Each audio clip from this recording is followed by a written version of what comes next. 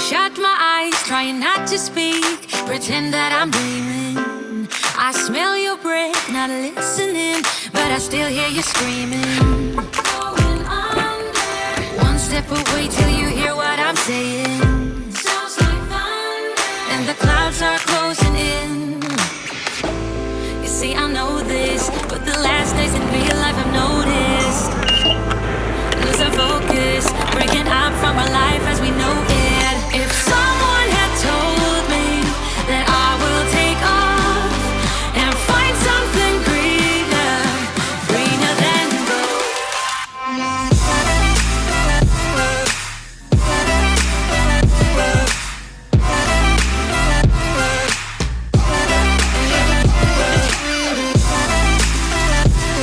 Now that I got my coffee, it's time to talk about how I landed my dream job at Apple.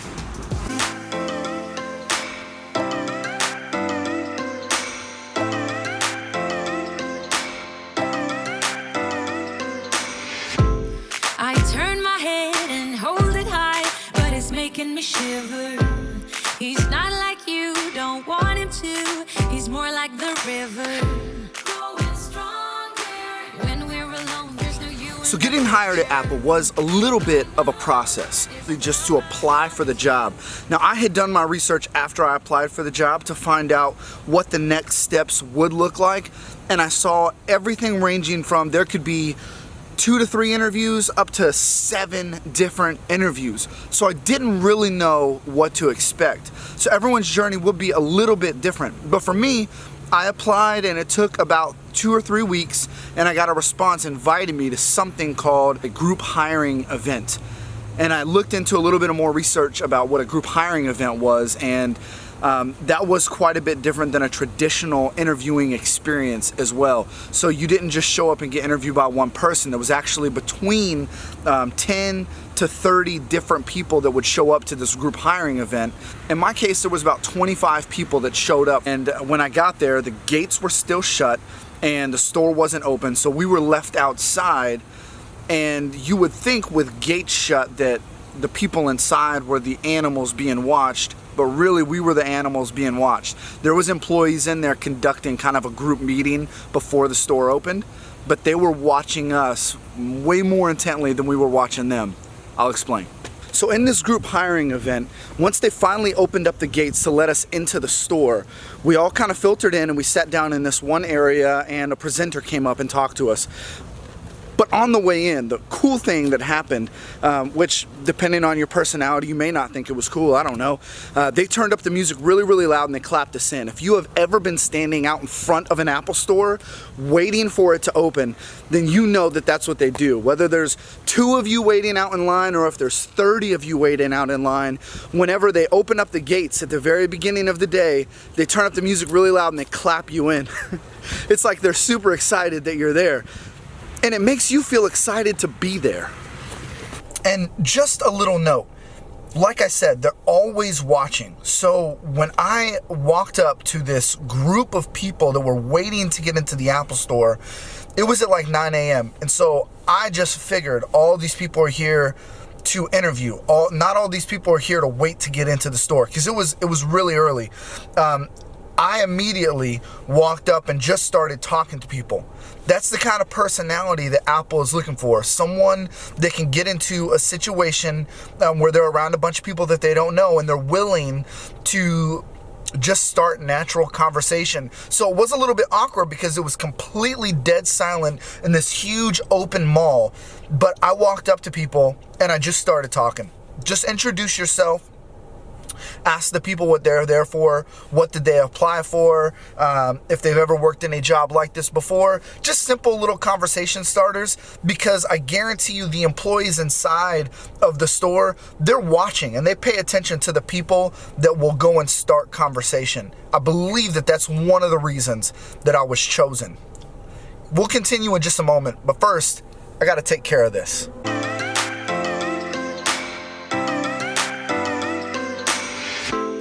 I shut my eyes, trying not to speak, pretend that I'm dreaming.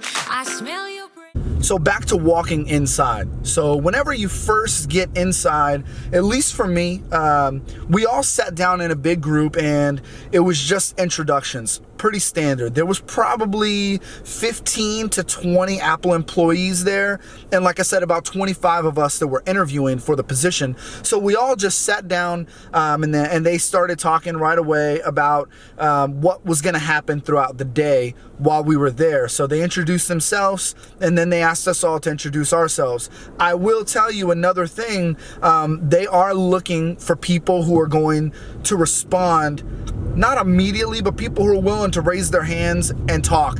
And so the people, even from now, looking back, the people who right away said like, hey, yeah, I'll raise my hand. My name is so-and-so. They stood up, talked to the group, told them why they were there, something interesting about themselves, and a reason that they wanted to work at Apple. And some of the first volunteers were some of the people that got picked for the job. The next and last part of that day's interviews was going from the introductions to the different tables. So they split our entire group up into about 5 different sections. We all went to a different table. And when we got to the other table, we basically had to sit there and wait for the managers to come over. So again, we were put in a situation where we had to make conversation and be natural and talk to people and show that we enjoy being around other people. So when I got over there, I started talking to people again. And let me just preface and say, before I go any further, that if you don't naturally just enjoy being around people, you don't naturally enjoy conversation and that type of stuff, you're going to want to look for a very specific type of job that Apple is hiring for. Because if you're not good with people and you don't genuinely enjoy it, they're probably not going to hire you for that position. There are positions in the back of the house that help stock and all that kind of stuff. Maybe that'd be a better position for you to wait and see if they're hiring for. I'm just saying, because I'm giving you all this information about make sure that you're talking to people and all that kind of stuff. Well, if you're just faking it just to make it for the interview process, you're going to get into the job and hate it because you're going to nonstop talk to people. And for me, I have a love for people and a love for their products. Speaking of which, I just got the AirPods. Pretty excited about these. But if you don't have a love for all of those things, then you're probably not going to enjoy the job. So when we got to those other tables, we had to sit there and wait for the managers to come around while we're creating conversation. When the managers finally came around, they had an iPad, and they took the iPad and they said, hey, so what's going to happen next is we're going to pass this around, and each one of you are going to swipe on the number that you are, because we were on the table as 1, 2, 3, 4, whatever. So whoever had the iPad first, they swiped number 1, and it gave them a question. And so they had to answer that question. They had to read the question out loud in front of the manager and all of us, and then they had to answer the question. And I'll tell you, the questions were completely random. Some of them I felt didn't really apply to a work situation at all. Like one of the questions that I had was, tell me about a time that you made friends with someone.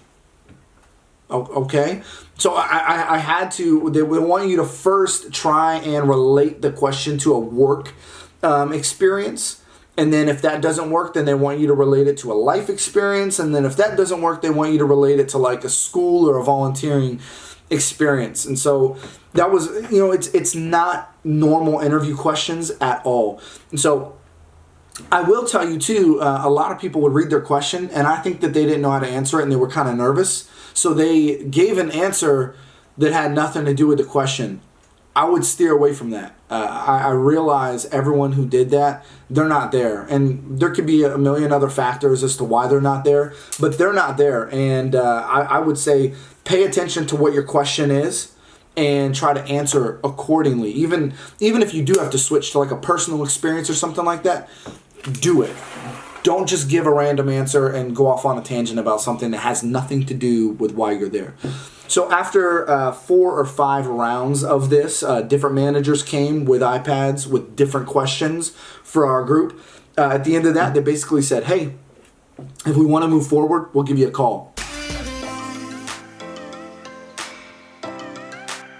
So Later in that same day, I got a phone call and they told me, hey, that first part of the interview process went well. We'd like to invite you back.